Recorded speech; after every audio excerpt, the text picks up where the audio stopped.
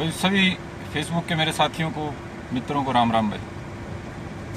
भाई हम लंबे समय से इस बात का जिक्र कर नहीं रहे थे। जो सांसद कुरुक्षेत्र बार बार समाज को तोड़ने का काम करते हैं, हम अपने काम में लगे हुए थे और चाहते थे कि हमारे को ऐसी आवश्यकता ना पड़े कि हमारे को दोबारा से इस आदमी को जवाब देना पड़े जिसकी ना तो कोई सोच है, ना जिसके पास कोई विजन है, ना कोई विचार है, ना ही आज तक का पीछे का कोई ऐसा काम है जो इसने 36 बिरादरी के लिए छोड़ी, अपनी खुद की बिरादरी के लिए किया हो। एक से एक बड़े उदाहरण है, लेकिन बार बार इस वाहियात आदमी ने हरियाणा के 36 बिरादरी के भाईचारे को तोड़ने के लिए अपना हर प्रकार का बुरे से बुरा प्रयास किया है। तो कल ये जो बोल के गया है नरवाना में, उस बात का जवाब देना इसलिए जरूरी हो जाता है क्योंकि कई साथी कह रहे थे बोला भाई रहने दो, कोई नहीं है, तो भोंकने की आदत है। वो खाली हमारे बारे में बात नहीं थी, हम जिनको पूछते हैं उन चौधरी छोटू राम के बारे में बात थी, उस किसान मसीहा के बारे में बात थी जिसको किसान कौम भगवान का दर्जा देती है। किसी समय में जब किसान की सुनवाई करने और करवाने वाला कोई नहीं था, जब चौधरी छोटू राम ने आवाज उठाई थी, जब बंधुआ मजदूर के रूप में किसान को, उत्तर भारत के किसान को गुलामी करनी पड़ रही थी, उस वक्त चौधरी छोटू राम ने आवाज उठाई थी। और ये जिसने आज तक जीवन में कुछ ना करा और ना करके दिखाया और ना ही करने की मंशा रखता है, यह आदमी उनके ऊपर सवाल उठाता है। तो सीधी सी बात है मेरे भाई, हमने करके दिखा रखा है हाथ से, और जुबान से भी हम गंदे से गंदा बोलना जानते हैं, लेकिन हम इस बात को महसूस करते हैं कि इस आदमी के साथ खाली बहस करके, बातों की बहस करके, गालियां दे के हम अपने आप को अलग नहीं बता पाएंगे। तो हम जिस जाति में पैदा हुए, जिस कौम में पैदा हुए, हम नहीं इस वाला रास्ता पकड़ना चाहते हैं। हम हाथ से और जुबान से जवाब देने की बजाय नकारात्मक, सकारात्मक तरीके से इस वाहियात आदमी को बता देना चाहते हैं कि इसके साथ वालों को जो बहकाने का प्रयास कर रहा है, 35 बिरादरी के नाम पे जो नाटक करने का प्रयास कर रहा है, लोगों को बेवकूफ बनाने का, उनको भी अकल आ जाए कि ये झूठ की जो इमारत ये खड़ी करने का प्रयास कर रहा है, ये खड़ी नहीं होने वाली है। पहली बात जो इसने कही कि दीनबंधु क्यों, भाई दीनबंधु का मतलब होता है जो हर गरीब का, कमजोर का साथ खड़ा हो, गरीब और कमजोर की रहनुमाई करे, उसकी सुरक्षा का काम करे। चौधरी छोटू राम ने कोई टाटा बिरला की लड़ाई नहीं लड़ी थी, किसी पूंजीपति को बचाने की लड़ाई नहीं लड़ी थी, हरियाणा प्रदेश के नहीं, उत्तर भारत के किसान समाज को साहूकारों के पंजे से पीछा छुटाने के लिए उन्होंने लड़ाई लड़ी थी, ऋण मुक्त कराने के लिए लड़ाई लड़ी थी। वो जमाना था जब साहूकार घर से छोटे से छोटी चीज उठा ले जाया करते, जिसका कर्जा होता किसी किसान पे, वो साहूकार छोटे से छोटी और बड़े से बड़ी चीज उठा ले जाया करता, इज्जत की नीलामी सरेआम किया करता। उस वक्त चौधरी छोटू राम ने जो कानून बनवाए थे, एक एक करके अगर मैं जिक्र करूंगा लंबा हो जाएगा, उस वक्त जो उन्होंने कानून बनवाए थे, उन्हीं के बदौलत उस वक्त हमारे किसान और मजदूर भाइयों को उस गुलामी के जीवन से मुक्ति मिल पाई। और खाली किसान नहीं, किसान में भी 36 बिरादरी आती है, लेकिन मजदूर बिरादरी के लिए भी उन्होंने बंधुआ मजदूरों को मुक्त कराने के लिए कानून बनाया, मजदूरी की हालत में जड़ से बदलाव के लिए उन्होंने कानून बनवाया। तो कैसे कह सकता है ये वाहियात आदमी कि उन्होंने खाली एक जाति के लिए, अपने समाज के लिए काम किया। तो मेरे भाइयों मित्रों, दीनबंधु का दर्जा उनको कोई सरकार ने नहीं दिया था, उस वक्त के कमजोर समाज ने दिया था कि ये गरीब की रखवाली करने का काम करता है। क्योंकि ये जो हमारे सांसद कुरुक्षेत्र कह रहे थे, इन जैसे और इनके जो उस वक्त के लोग थे, वो तो अंग्रेजों के रोटी खाते थे, अंग्रेजों के गुण गाते थे, लेकिन चौधरी छोटू राम ने उस वक्त के हालात को समझ के, उस वक्त इतने बुरे हालात थे कि उनको लगा नहीं कि अंग्रेजों से सीधी टक्कर लेके कोई समाधान हो सकता है। विचार का फर्क है, हम उस विचार को हो सकता है ना मानते हो, हम भगत सिंह को मानते हो, लेकिन चौधरी छोटू राम ने जो सोचा था उस पर अमल करके दिखाया और उसका फायदा समाज को पहुंचा के दिखाया। दूसरी ये वाहियात बात कह रहा था कि भाई किसानों के बारे में कह रहा था, इस कमजोर आदमी को, इस कृतघ्न आदमी को क्या कहा जाए, इसको किस शब्द से, किस विशेषण से इसका नाम लिया जाए।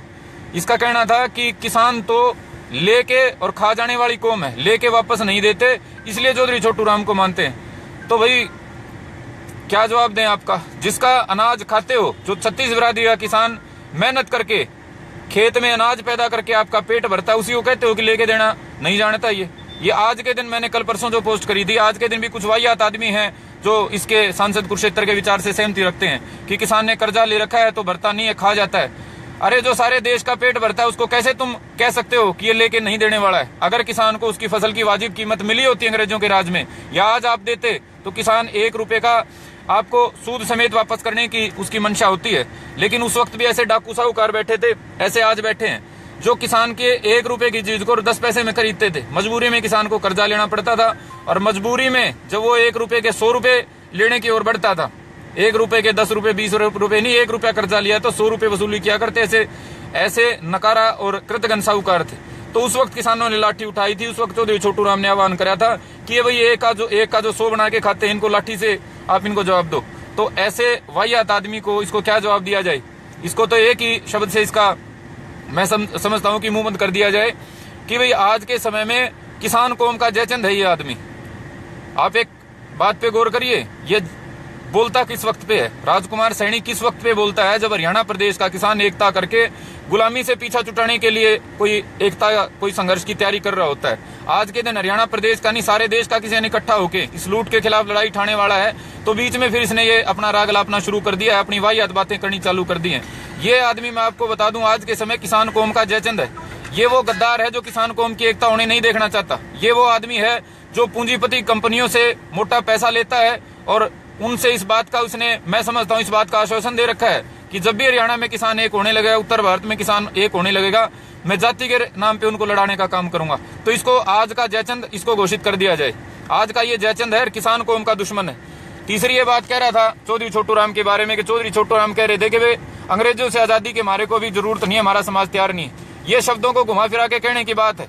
तथ्य सहित मैं इसको बता देना चाहता हूं और सारे समाज को इस बात को बता देना चाहते हैं कि चौधरी छोटू राम ने यह कहा था कि अगर अंग्रेजों के हाथ से सत्ता देश के जो पूंजीपति डाकू लुटेरे हैं उनके हाथ में आ गई तो इस आजादी का कोई फायदा नहीं होगा। वही बात सरदार भगत सिंह ने कही थी, वही सुभाष चंद्र बोस ने कही थी, वही हम आज कह रहे हैं कि अंग्रेजों के हाथ से सत्ता जिनके हाथ में आई वो किसान मजदूर के बेटे नहीं थे, वो उन्हीं पूंजीपतियों के औलाद थे जो हजारों साल से देश के मेहनत का समाज को लूट के खा रहे हैं। तो क्या चौधरी छोटू राम ने यह गलत कहा था कि अगर अंग्रेज काले अंग्रेजों को सत्ता दे के चले गए, अगर गोरे अंग्रेजों की जगह काले अंग्रेजों के हाथ में सत्ता आ गई तो देश के किसान को कोई फायदा नहीं होगा?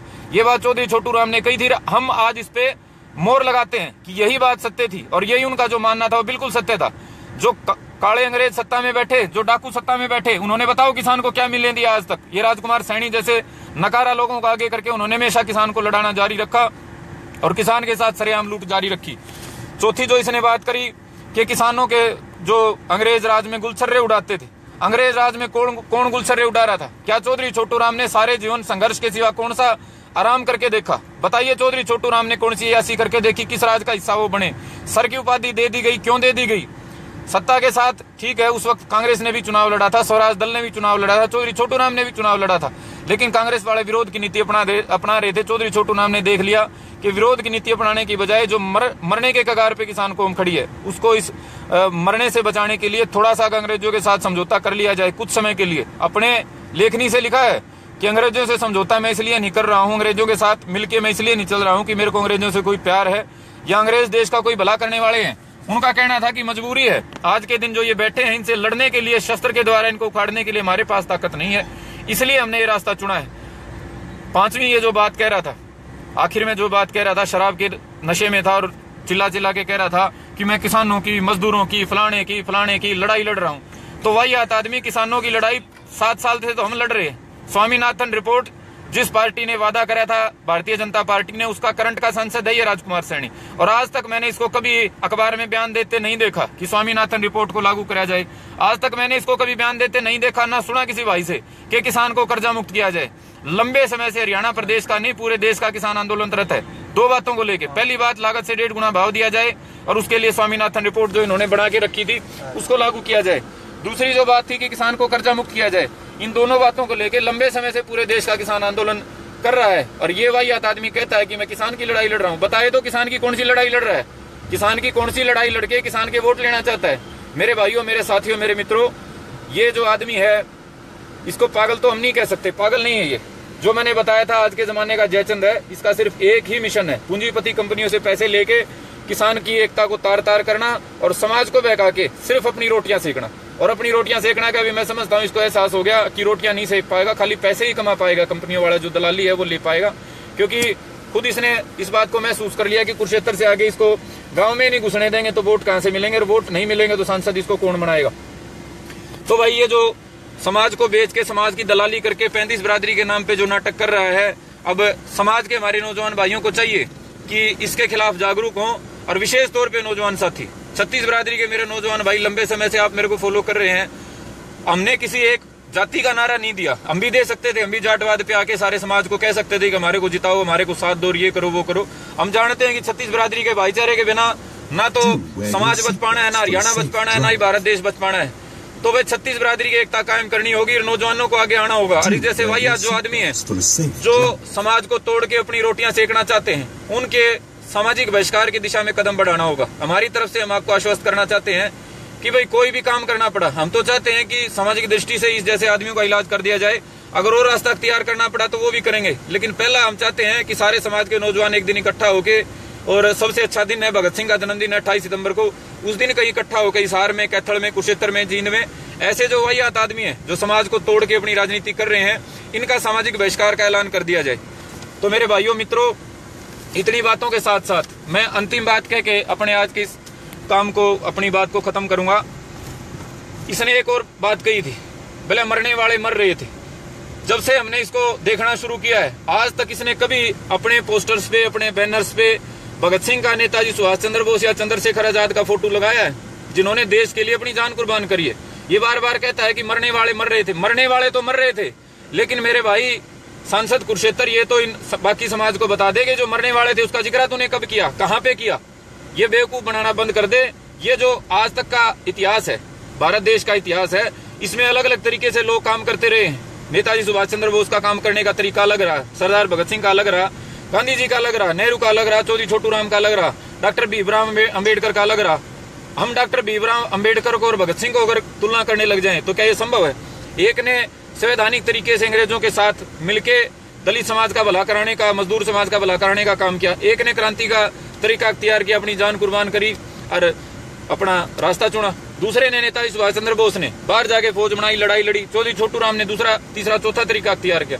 तो ये जो महापुरुष हैं भाई, इनको आपस में कंपेयर नहीं किया जाना चाहिए। एक और भाई हमारे ही कुछ है, वो चंद्रशेखर आजाद को भी जाति में बांधने लगते हैं, राम प्रसाद बिस्मिल को भी जाति में बांधने लगते हैं। ये जो शहीद, ये जो महापुरुष जो दूसरे के लिए काम करके गए हैं, समाज के लिए काम करके गए हैं, इनको भाई जाति में नहीं बांधा जाना चाहिए। अगर इनको भी जाति में बांधा जाएगा तो फिर इस देश का, मैं मानता हूं कि आगे कोई भविष्य नहीं है। देश की आजादी की लड़ाई कमजोर इसलिए पड़ी थी क्योंकि उस वक्त भी ऐसे नकारा और कमजोर वाहियात किस्म के मानसिकता के लोग थे जो जाति के आधार पर, धर्म के आधार पर समाज को तोड़ने का काम करते थे। आज की नौजवान पीढ़ी भी अगर ऐसे ही चलेगी, चंद्रशेखर आजाद को जाति के आधार पर तोलेगी, भगत सिंह को जाट बता के अलग तोलेगी, सुभाष चंद्र बोस को कहेगी इसने किसान का क्या कर रखा था, तो भाई हमारा देश नहीं बच पाना है। बहुत लंबी मेरी बात हो जाएगी, वरना मैं बताता कि किसान को आजादी दिलाने के लिए नेताजी सुभाष चंद्र बोस ने आजाद हिंद सरकार के समय में ऐलान कर दिया था। जो उन्होंने आजाद हिंद सरकार का संविधान बनाया था, जो घोषणाएं करी थी, सबसे ऊपर किसान को कर्जा मुक्त करने की बात करी थी। आप आजाद हिंद सरकार का जो डॉक्यूमेंट है वो उठा के देखिए। उस वक्त जो कांग्रेस के अध्यक्ष वो बने थे 1938 में, 37 में, उस वक्त उनके लिखे हुए को पढ़िए। उनका पहला ध्येय था नेताजी सुभाष चंद्र बोस का। भगत सिंह का तो आपको पता ही है कि किसान की आर्थिक और सामाजिक बराबरी के लिए उन्होंने सारा जीवन संघर्ष किया। नेताजी सुभाष चंद्र बोस का भी मिशन नंबर 1 था कि किसान को कर्जे से, गुलामी से मुक्त किया जाए। लेकिन ये वाहियात लोग हैं भाई, ना तो इतिहास ढंग से पढ़ा, इतिहास भी इनका घरेलू उनके बाप दादाओं ने लिख रखा है, वही पढ़ते रहते हैं, और ना ही ये देश का और समाज का कोई भविष्य चाहते हैं। तो ये जो सांसद कुरुक्षेत्र वाली विचारधारा है, ये विचारधारा और हमारी जाति के भाइयों ने भी पकड़ रखी है कुछों ने, तो उनको भी मैं कहना चाहता हूं भाई समाज को तोड़ना बंद कर दो। अगर तोड़ना बंद नहीं करना तो राजकुमार सैनी के साथ मिलकर भाई ये पार्टी बना रहा है थोड़े दिन में, उस पार्टी में मिलकर खुलेआम घोषणा कर दो हम भी समाज को तोड़ेंगे, हम भी भाई को भाई से लड़ा के राजनीति करेंगे। ये झूठे दिखावे है ना, जैसे ये सांसद कुरुक्षेत्र कर रहा है, 35 बिरादरी का भला करूंगा, भले बुले वाली बातें छोड़ो, खुला घोषित कर दो हम तो भाई जयचंद हैं, हम तो भाई इस देश को मार के, लोगों को मरवा के, लूट के खाने वाले हैं।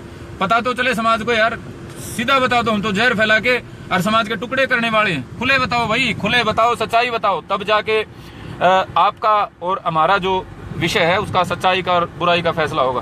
तो इतनी मेरी बातें थी भाई, ये 5-7 बातें थी, तथ्य समेत बातें थी। इन बातों के आप प्रमाण ये चौधरी छोटू राम की किताब रखी है, आप कोई भी इसको लाके कहीं से भी पढ़ सकता है।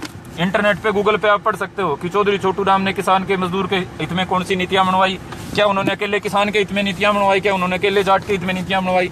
तो एक एक बात को आप टैली कर सकते हो, और ये भी टैली कर सकते हो इस आदमी के, इसने जो पोस्टर लगा रखे हैं उनमें कौन से शहीद का इसने आज तक पोस्टर लगा रखा है, क्या लगाया कभी भगत सिंह का इसने फोटो? यार बकवास कर रहा है बिना बात की।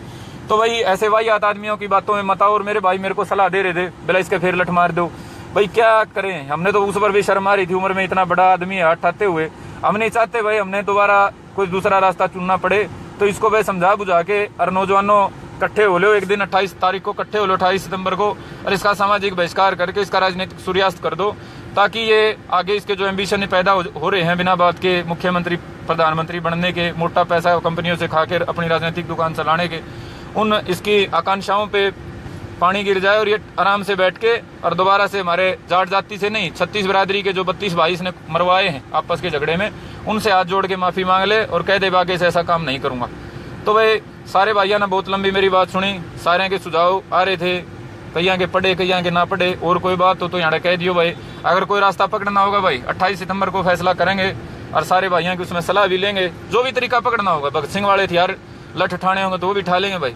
और भाई सामाजिक दृष्टि से बहिष्कार तो भाई आता आदमी मानेगा तो वो पकड़ लेंगे भाई, लेकिन समय नहीं देंगे। अब कई कह देते हैं बोला इसको अगले चुनाव तक नहीं छोड़ेंगे, इसका पहले इलाज करेंगे। तो सारे भाइयों ने मेरी बात सुनी, सारे का बहुत बहुत धन्यवाद। हाँ, आखिरी बात भाई, सांसद कुरुक्षेत्र महोदय बहुत होलिया नाटक, बहुत होलिया तने बहुत दुकानदारी चला ली भाई, बहुत लंबा होलिया हम तंग आ लिए भाई। ज्यादा ये पाखंडबाजी करने की जरूरत ना है। अगर तेरे पास घना बड़ा विचार है तो पहला भी कहा था किसी सार्वजनिक मंच पर आ जा भाई, तू तेरे आदमी लिया हम आप हमारे लिए आवांगे। और ना तो किसी चैनल पे बड़े बड़े चैनल खरीद रखे हैं, तेरी दुकानदारी बहुत बढ़िया, किसी चैनल पे बुला लिया हम ना हमेशा में बैठ जाएंगे, जो तेरे तो बात है तू कह लिए मार दो रहा हम कह लेंगे। ये बिना बात की एक तरफा बात करके समाज को तोड़ने वाले काम बंद कर दे भाई। तो सारे भाइयों का बहुत बहुत धन्यवाद। जय हिंद, जय भारत, जय भाईचारा, जय श्री राम।